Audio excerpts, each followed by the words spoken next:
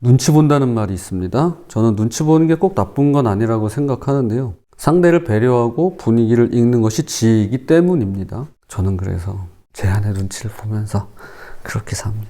아내는 눈치만 보겠습니까? 아내도 남편의 눈치를 보고 또 자녀들의 눈치를 보고 또 부모님의 눈치를 보고 그럴 수 있는 것이죠.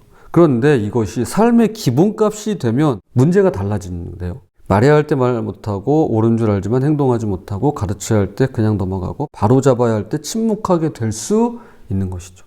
그렇게 하는 여러 가지 이유 가운데 오늘 자문은 특별히 사람이 두려워서라고 이야기합니다. 사람의 반응이 두렵고 관계가 깨질까봐 두렵고 미움받을까봐 두려워서 알지만 못한다는 것이죠.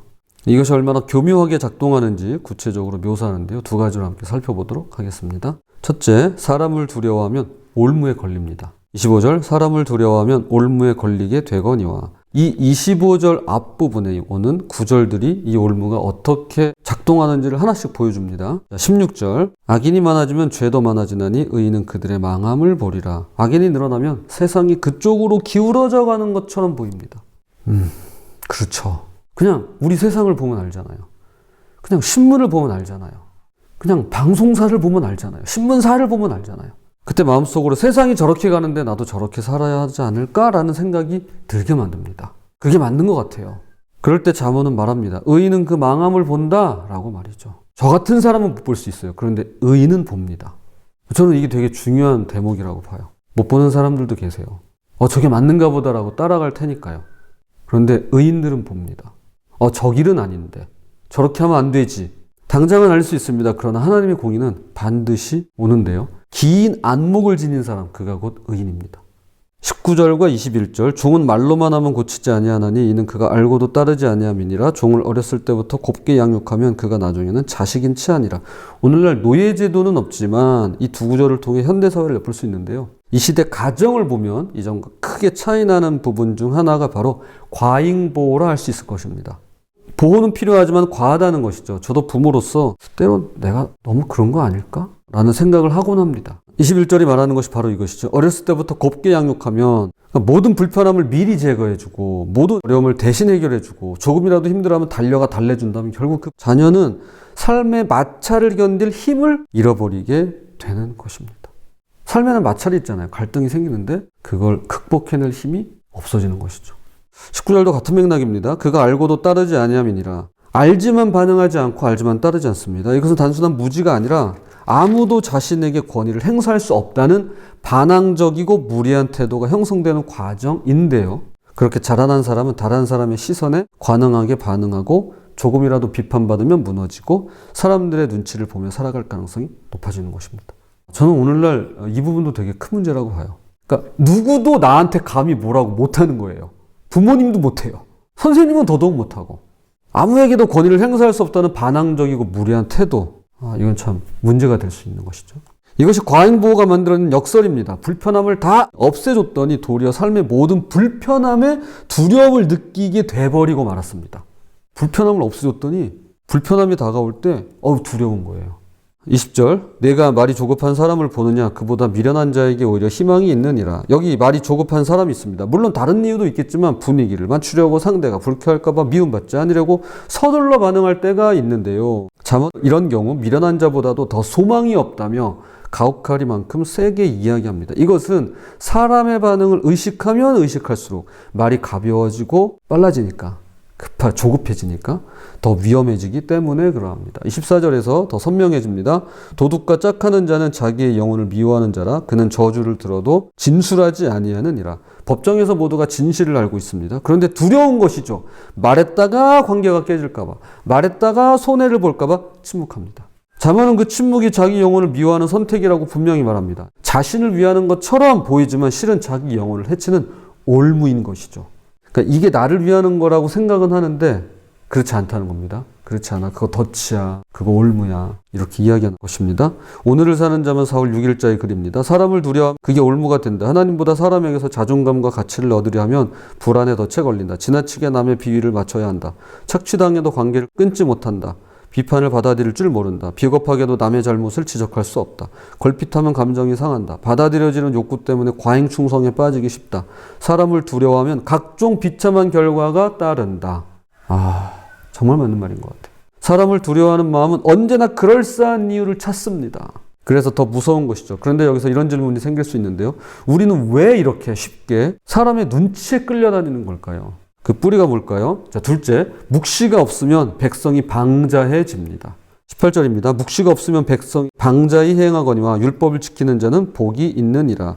여기서 묵시라는 단어는 하나님의 계시, 말씀을 가리킵니다. 보통 선지자들에게 임한 하나님의 말씀입니다. 또한 방자히 행하거니와가 성경에 명시적으로 나오는 장면이 있는데요. 모세가 시내산에 올랐을 때 산 아래에서는 백성들이 금송아지를 만들어 우리를 이끌어낸 신이다 라며 예배하고 축제를 벌입니다. 그때 모세가 내려와 그 광경을 보면서 이렇게 말해요.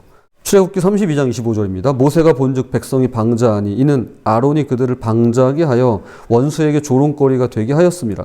기준이 사라지고 제멋대로 하는 것이 방자히 행하는 것입니다. 그러니까 기준이 사라진 걸 말하는 거예요. 그러니까 아무렇게나 하는 거예요.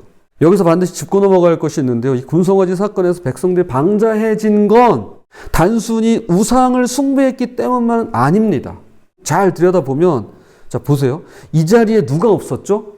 네, 모세가 없었습니다. 하나님의 말씀을 전해주는 사람이 없어지자 그 기준이 사라진 것이었습니다. 이건 좀 구별할 필요가 있어요. 그러니까 설교자가 사라졌기 때문이 아닙니다. 하나님의 말씀을 전하는 사람, 말씀을 말씀으로 전하는 사람이 사라졌기 때문에 그러합니다.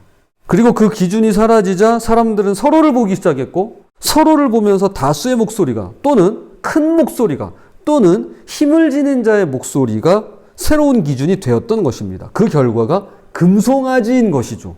이건 누가 강요한 게 아닙니다. 스스로 원해서 만든 것이었습니다. 전 이것이 오늘 첫 번째와 두 번째 내용이 만나는 지점이라고 보는데요. 사람을 두려워하는 올무의 뿌리는 바로 하나님의 말씀이 없는 자리에서 자라나게 되어 있습니다. 하나님의 기준이 흐릿해질수록 우리는 자연스럽게 주변 사람들의 눈치를 기준으로 삼기 시작하고 그것이 곧 방자함으로 이어지더라는 것입니다. 겉으로는 자유처럼 보이지만 실상은 사람의 판단이라는 더 불안한 기준에 묶여버리는 것이죠. 26절 이것을 정확히 보여줍니다. 주권자에게 은혜를 구하는 자가 많으나 사람의 일의 작정은 여호와께로 말미암느니라. 많은 사람들이 힘 있는 사람 곁에 서고자 합니다. 권세자의 눈에 들기 원하고 줄을 잘 서야 한다고 생각합니다. 이것이 방자함의 실제 모습 중 하나로 하나님의 말씀이라는 닻이 없으니 대신 권력이라는 닻을 찾고 기댈 수밖에 없는 것이죠. 그러나 반대로 하나님의 말씀을 붙드는 사람은 무엇이 옳은지를 알기에 사람의 반응에 휘둘릴 필요가, 흔들릴 필요가 없습니다. 사람의 판단이 아닌 더 확실한 말씀의 기준이 있기 때문입니다. 그래서 말씀을 표준, 규범이라는 뜻을 가진 갈대, 즉 카논, 캐논이라고 부르는 것입니다. 그게 기준이에요. 그게 표준입니다.